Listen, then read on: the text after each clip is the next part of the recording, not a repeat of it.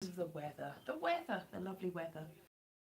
And then there was light. Yes, I turned a light on and it took a little while to come on. Hello, everybody. All the millions of people tuning in at this moment. Yes.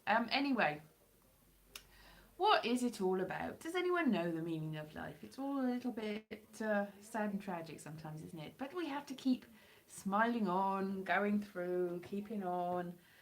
It sometimes does seem like, oh, right. But there's a point to it, I'm sure. I'm not sure what the point is, but there is a point to it. There's bound to be. It'll all, as the light just came to me now, it'll all come through in the end. Hello, who are you? The person that's here, and I'm questioning you. That's a little bit. Oh, there's 3 people. So yes.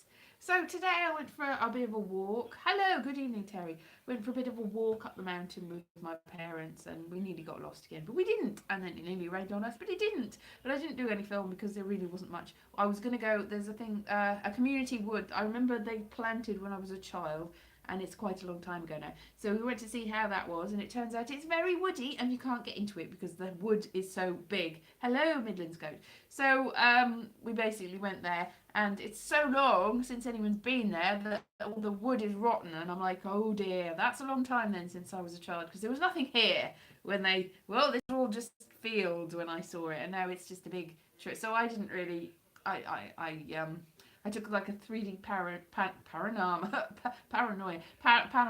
thing of it, which I've taken 3D pictures on my camera before, but I don't actually know how to make them into 3D pictures. But I didn't really make a video because I didn't think I'd make much of it. I tried to film some videos. I tried to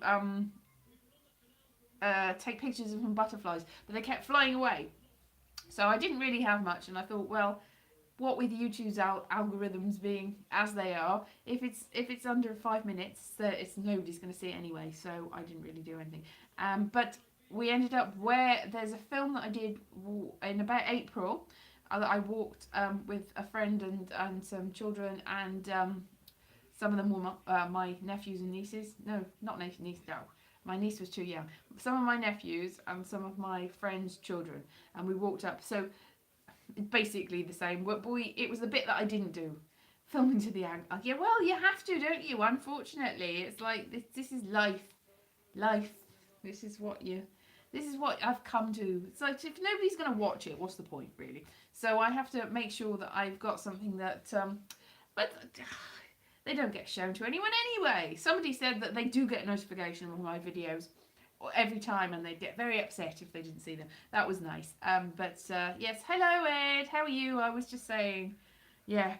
Hello Philip. Oh, I don't know. It's just, oh, what is the point of it all? What is the point of it all? There's so many films, and Amanda Palmer song, and loads of different people's songs, aren't they? What is the point of it all? La la la la la la la. Ah, there is a point. There is a point. It's a pencily point, and you write with it and you sharpen it with a pencil. I don't know where I'm going there. Anyway, so it's another week until I go to Edinburgh, and I'm going to do something there.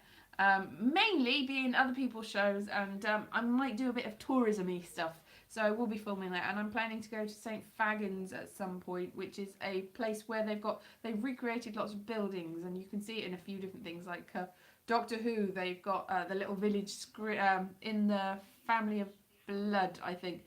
They've got the little village square that's recreated in St Fagans, and so I'll see that and various other things. I was going to go today, but my parents went to a wedding yesterday and they didn't get back till really late.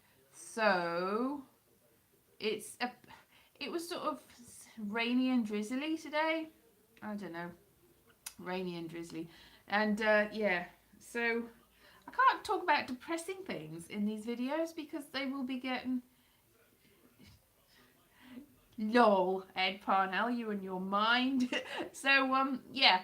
So, I don't know. What's going on with everything? What's going on with everyone? Tell me some fun things. Tell me some amazing things. Anyway, so I will go to see the old buildings that are old buildings, and new old buildings, which is, ooh, it's like an oxymoron. They're new buildings, but they're old buildings. Old and new at the same time. So I'll go and see them at some point because apparently it's free. you have to get there in the first place, and it's far away, so I need somebody with a car, which will be my parents. So that's the reason we didn't go today. It's because they were very, very, very, very, very, very tired. Ghost hunt thing, there might be. I went on a ghost hunt a few years ago before I was doing these videos, and I filmed loads of stuff. And then when I thought, oh, I'll seek out that video I made when I started putting things on YouTube, and I looked for the ghost hunt, and I realised that I'd recorded over it because it was in the days of I had it on digital 8 tape, and I'd very foolishly used the digital tape and then recorded over the digital 8 tape, and I didn't mean to do that. I obviously wasn't really thinking. So the ghost hunt that I did do, which was in Hellfire Caves in West Wickham, so that was the last ghost hunt I went on. But yeah, they might do. The last time I went to St. Fagans, I was doing a course, a drama course in Atlantic College, which is what William Randolph Hearst used to own, and it's now a college, and they do residential courses, and I was doing playback theatre there. And as a special treat one of the days, they took us to see As You Like It, I think it was. As You Like It, that was done in the grounds of this place, and that was fun. I think there was Sian Lloyd, the weatherman, the weather woman, was in the audience there. She wasn't in the play, but got very excited. I think she was going out with Lembit Opik at the time, so he might have been there too before he went out with the Cheeky Girls. So that's a long time ago now. He was the last Liberal MP in Brecon and Radnorshire before he disgraced himself. Lembit Opik. And then there wasn't another Liberal MP until this week. Hooray! Yes, Lembit Opik. He's behind me. Yes. So that was fun. That's good news, isn't it? Yes, defeated. I mean, it's not good news if you're a Tory supporter. So apologies to that. But it's good news if you're a Liberal, which I'm not. But it's nice. It's interesting because I used to work at the Brecon and Radnor Express, and I think I might have met Lembit Opik. I've seen him. I said it 4 times in my head. In a corridor at a school, and he seemed like a nice person because this was before everything and before he got the media bug and went a bit odd. I can say that, can't I? Yeah, Lembit Opik is a bit odd. So that was fun. He'll be on Come Dancing, of course he will. Yes, Strictly Come Dancing. There he is, dancing across with the This is just a list of times you met Lembit Opik. Oh yeah, I must have met him. That's true! I must have met him before I met him, and I didn't know who he was. Aha! Oh, he's so exciting, isn't he? The most important celebrity I've ever met.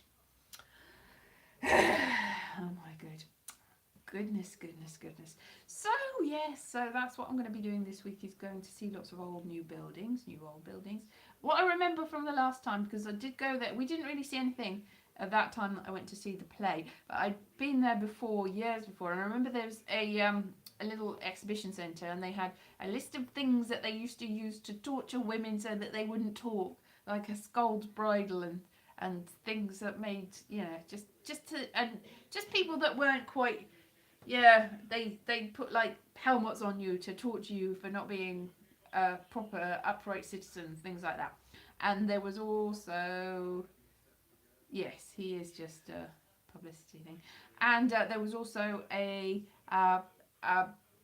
pigsty.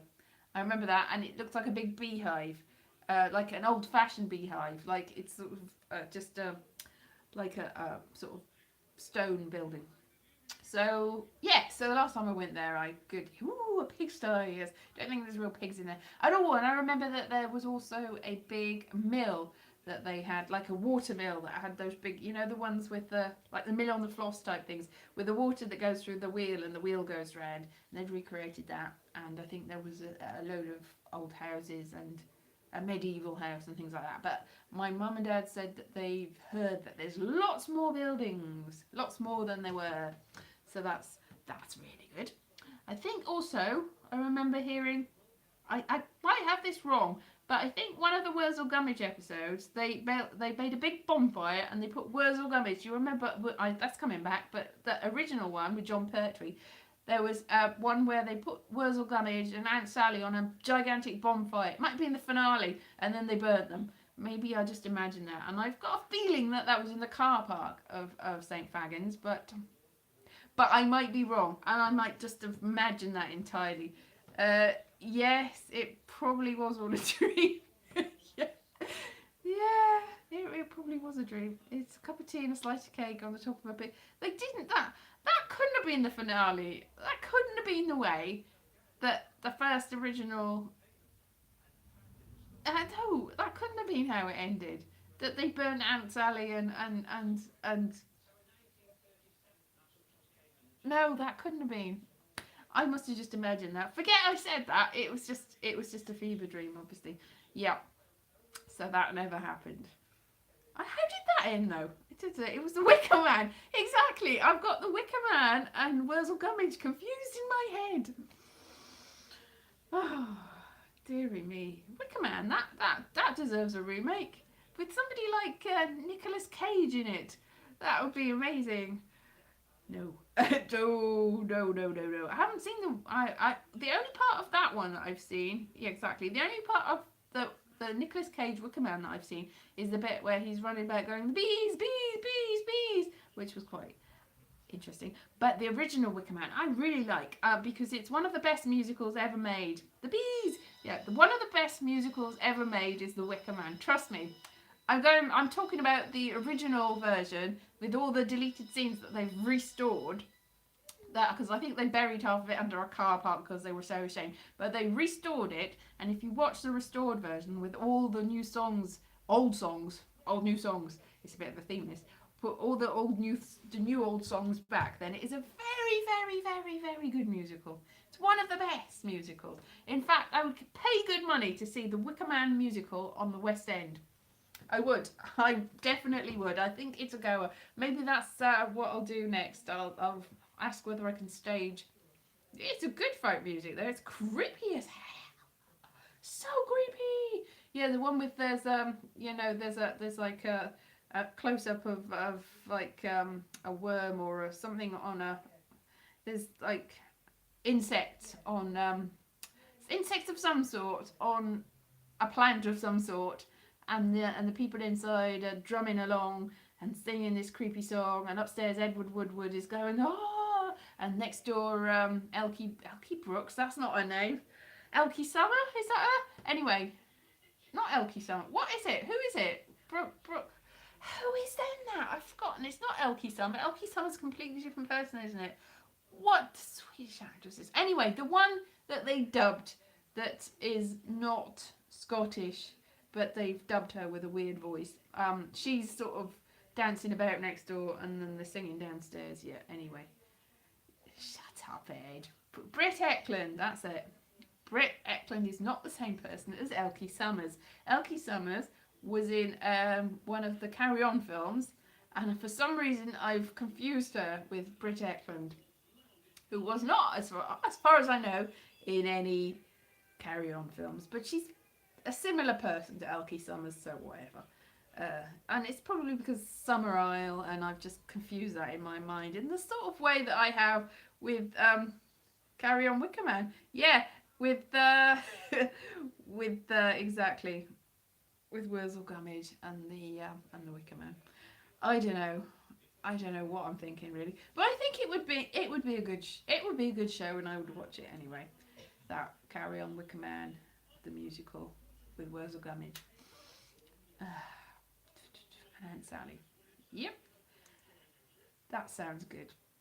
So I've been doing more family history, looking at all the people, and there's yet more notable people of history that all join up and turn out to be, and I go, oh, that person's in my tree, oh, that person's in my tree. So that's fun. So there's a fun game to play. I want everyone else to do their tree so I can join up with you. Hello, Tux the Penguin.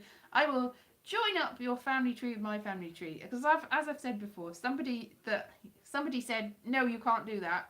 I don't reckon that you can, because I'm from Australia and my family are from South Africa, and I don't reckon that you could join my family with yours. And within a minute or two, I'd done it. But that was an exception. I don't think I can do that with everybody's, because there's people that are genetically apparently related to me that I'm having trouble. I think there must be a lot of illegitimate people in the world. Yes. I found a big bunch of Mormons that set off from Gloucestershire, and then the original Mormons in my family tree. And so they do have plural marriages. There's a lot of people unaccounted for. So I'm going to just say that if there's somebody I can't quite place in my family tree, then they're probably Mormon. Probably. And that's probably why they're there. Who are they? I don't know. It's the lost tribe of Elise. They went to America, and there they stayed, probably. Because I did say that I uploaded to another genetic site, and it said that I've got genetic links to 1700s America, which could explain the Native American, and it also explains why, yeah. Anyway, so I've been doing that.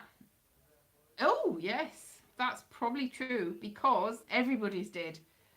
Tux. I've just found somebody that died at the Battle of Barnet.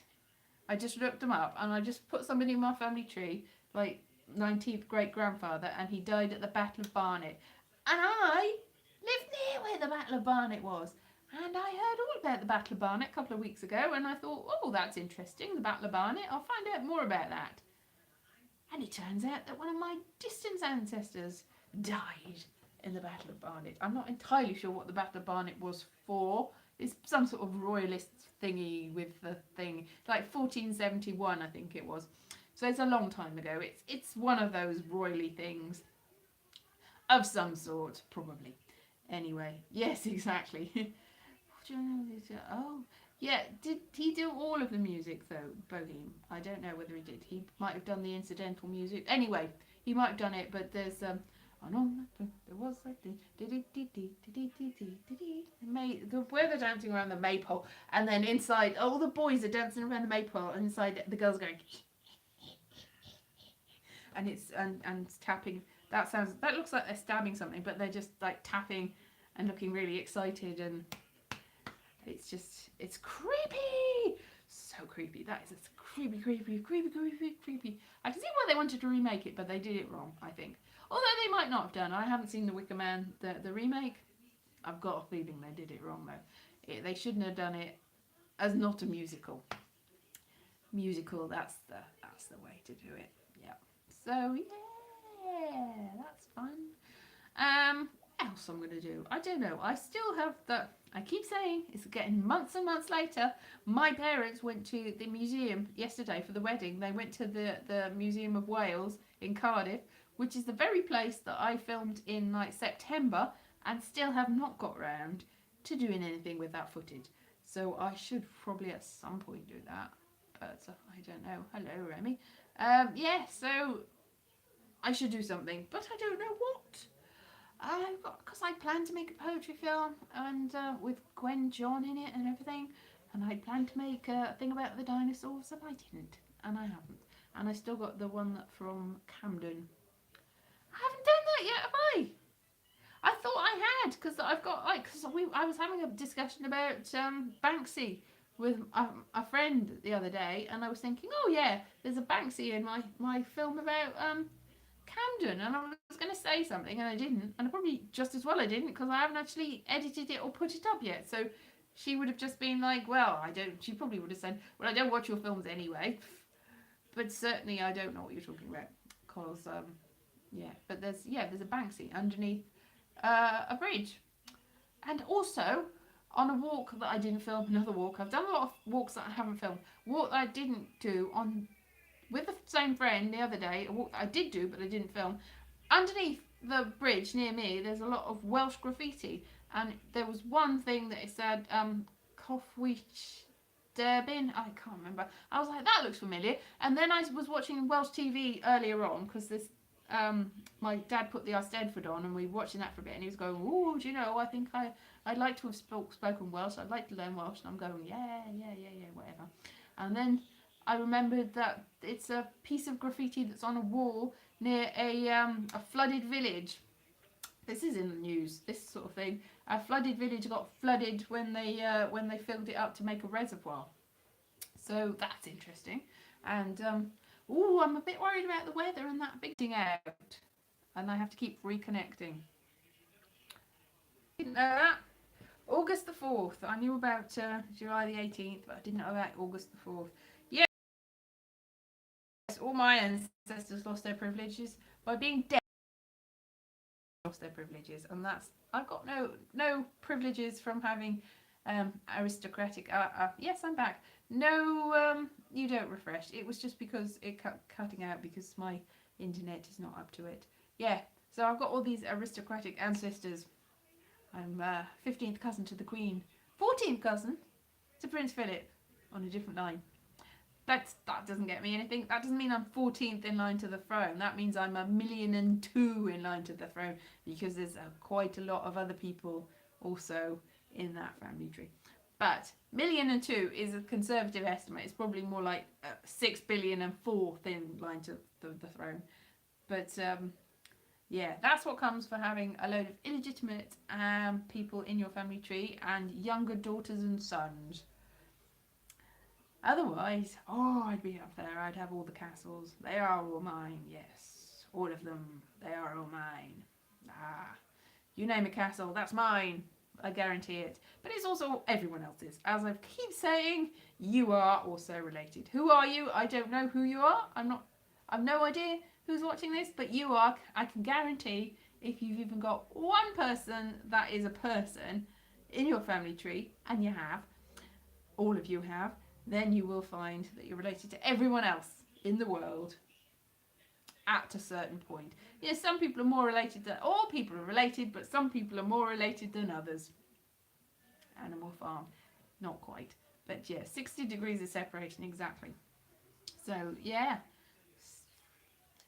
the fact that I've got quite a lot of people in my family tree, quite a lot of people from all the countries of the world, and so have you, and so have I, so have you. Yes. I think that was a quotation. I think I was just doing the Scottish falsetto sock puppet. And I was like, what's my quoting there? And so have you, and so have I. And so have you, and so have I. That's not a Scottish accent, but really, to be honest, the Scottish falsetto sock puppets, I'm friends with the person that does those on Facebook. But yeah, it's a good accent. I like it, and it's funny, and they are the funniest thing. I know 2007 they were the funniest things I saw at that Fringe. The funniest. And they read the phone book, and they were the funniest people reading the sock puppets reading the phone book that I've ever seen. I should point out that there was an actual show where guest people would come on and read the phone book and make it amazingly funny, even though you're just reading the phone book, aren't they? But they were the funniest, and it was a funny show anyway. They were the funniest. Yes, go and seek out the Scottish falsetto sock puppet theatre. That's all very exciting. I'm not sure he's at this year's Edinburgh Festival. I have to look him up. But he, I think he did illustrations for the Beano and Dandy and all stuff like that. Very, very talented guy.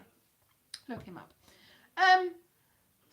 So have you. Yes. Anyway, Scotland. I'm looking forward to Scotland next week. Anyway, that'll be.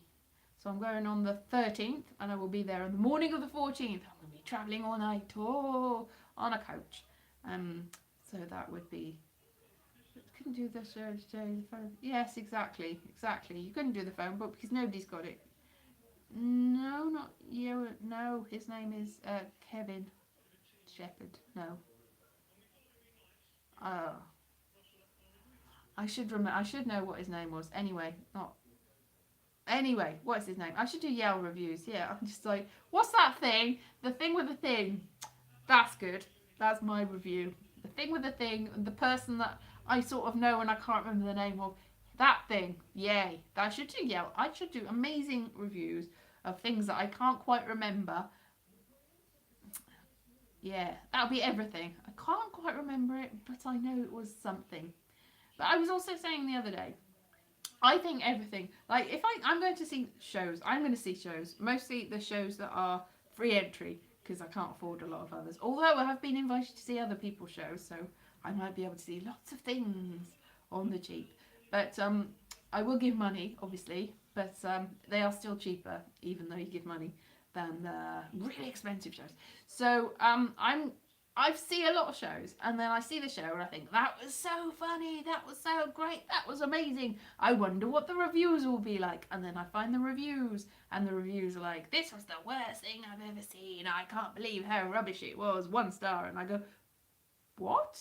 But it was the best thing I've ever seen. So what do I know? Because other times I go, well, this is not what I expected. It's not as good as I thought it was going to be. I bet the reviews are going to be rubbish. And then I go and find the reviews, and the reviews are 5-star, the funniest thing I've ever seen. Funny, funny, funny. Oh, this person's amazing. The best thing ever. And I go, well, they must be amazing then, because everyone else thinks it. So what do I know? Although, so basically, I go, what at all? So that's basically what reviews are for, is to make people feel good about themselves if they already feel good about themselves, and terrible about themselves if they feel good about themselves, and make people question their own opinions. Because whatever you think, you're like, well, the reviewers don't think that. I must be completely wrong. That's just me, really. So what do reviewers know? Nothing. Nothing, I say, nothing. Yes, I have been the subject of bad reviews, and I've also, actually, been the subject of good reviews. And obviously, I'm very, very pleased about the good reviews, and I get very upset about the bad reviews and go, the bad reviews must be true. But then I get a good review, not as often, and I think, I respect the people that reviewed me, and I think that's really nice. Thank you for being very kind to me and humouring me. That's basically what I think. And I'm grateful, and it makes me feel better, but it also makes me feel like maybe they were just being nice. So reviews are horrible, basically. Don't, like, a lot of people are saying that are going up next week, or already up there because it's already started. They're going, how do I get reviewers in? And you know, they're usually people that have only been up there this year. I haven't been up before. How do I get reviewers in? I can't get anyone to come and see my show. And my advice to them would be, don't get anyone to see your show. Best not even get audience to see your show. Just do your show. Make your show the best show, and make yourself feel really good about yourself. Obviously, if you're getting ticket sales, that, you know, it might be very expensive if this happens. It might be very expensive if nobody comes to see your show. So maybe this isn't really good. But just do the show that you want to do, and do it as best as you think you can do it, and don't even worry. Hopefully people will come to it and they will love it. But don't bother if there are no reviewers. Don't worry about it. And it can get very frustrating, and you can feel like everybody's ignoring you. And it's mostly because it's true. Because there's a million, billion, trillion, zillion, trillion more people that are in my family tree, and there's a lot of people in my family tree doing shows at Edinburgh every year, and there's no way, even with a zillion, million, billion reviewers, that all the reviewers can see all the shows. And they probably get tired, and I know for a fact, because I've talked to some of them, that they've got a little quota, and it's that they want to give 5 stars to somebody, and their editor goes, no, you can't give 5 stars to that people. And we also want a couple of 1 stars, so they have to go, well, what thing do I not know what it is? And if they don't know who the people are, they're more likely to give you a 1 star, because they don't know you. If they know who you are, they will immediately go, I mean, sometimes it's like, well, there's a sort of backlash, and people think, well, that person's overrated. I'm going to deliberately give them less stars than they probably deserve, just to punish them and show them, because people are like that and quite spiteful. But the thing is, I remember going to see a comedy club, and I'm nearly in double figures. 9, whoa! I remember going to see a comedy club, and there was a lot of people that I sort of vaguely knew, and some people I didn't know. And then all of a sudden, Ricky Gervais came in doing that character he does. I can't remember what it's called, Colin or blah, blah. Anyway, it was before he did that series where he's doing that care assistant character. Before he was doing it on TV, I think he must have just been trying it out. So he came on and he did this character, and it wasn't a very funny character, but it was Ricky Gervais, and I wasn't expecting Ricky Gervais, and I was just laughing my head off at Ricky. I was going, Derek, that's it. I was going, wow, that's so funny. I've got no clue what he was saying. It was probably quite offensive, but it was like, wow, it's Ricky Gervais, and he's in just a normal comedy club in front of my eyes, and I didn't have to pay very much to see him. Amazing, this is so funny, this is the funniest thing I've ever seen, ha ha ha ha. And laughing, ha ha ha ha, so much that I couldn't even hear what he was saying, which probably just, well, because it probably wasn't very funny. Because I remember thinking afterwards, did he say anything that actually made me laugh? No. Did I just laugh because it was Ricky Gervais? Yes.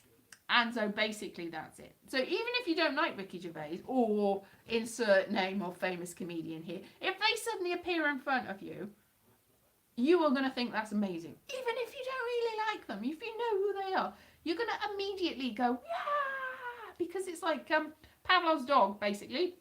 You know, Pavlov's dog. You just, ring the little bell and the dog salivates and expects food. And so you're like, Ricky Gervais, so funny. And that's basically critics at Edinburgh. They are Pavlov's dog. So they go, this is a famous person. I've been told this is a famous person. The PR, if they've done their job right, has said it's a famous person. This person is amazing and brilliant, and so we'll give them all the stars and all the awards. And if they don't know who you are, you might strike it lucky, and somebody's like, well, I'm going to give these people the benefit of the doubt. And you might be really, really, really, really... yeah, you might be great. But basically, all the people that you think are unknowns and have made it big have probably got a PR that's told everyone that they're the next big thing. There's some people are very, very talented and lucky, bit of both, and manage to make it through this whole nonsense. And do make it because they're amazing. But most other people get by a modicum of talent and a lot of good publicity. Yeah, so definitely. Exactly. Yeah, exactly. Exactly. If somebody's expecting you to be amazing, then they probably will think you're amazing, unless there is like I said, the backlash. Eventually, people will go, wow, la la la la la la. It's like the bigger you get, the more people are going to go, well, I never liked that person anyway. But generally speaking, most people are going to go along with it because you get drawn in.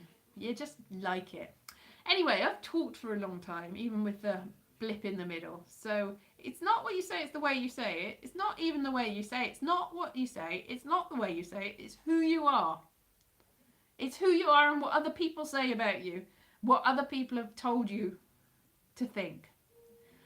It's very sad, but what other people have told you to think is probably what you're going to think, unless you really, really start thinking about it and you go, hang on, oh no, I've been brainwashed all these years, oh no, I'll think for myself. For about 20 minutes, and then you'll just find somebody else to listen to. Just... yes, quite Tux the Penguin. So whatever you do, yeah, you just go along with it. It's like, I don't know. To be honest, Tux the Penguin, I don't know what's right and I don't know what's wrong. But it is good. The trick is to be the funniest person in the room, I think. Yes, you're right. The funniest person in the room and not care what other people think. Just keep being you and just don't worry about the critics. Anyway, on that note, don't worry about what other people say with you because they might say terrible things. It doesn't matter. Right, I'm going to go now because I can hear music in the background and possibly people want to go and see that Cornish thing with that Cornish bloke that takes his shirt off. What's it called? All right, yeah. Poldark, that's it. Okay then, bye-bye. I made it through the wilderness, through the rain. Bye-bye.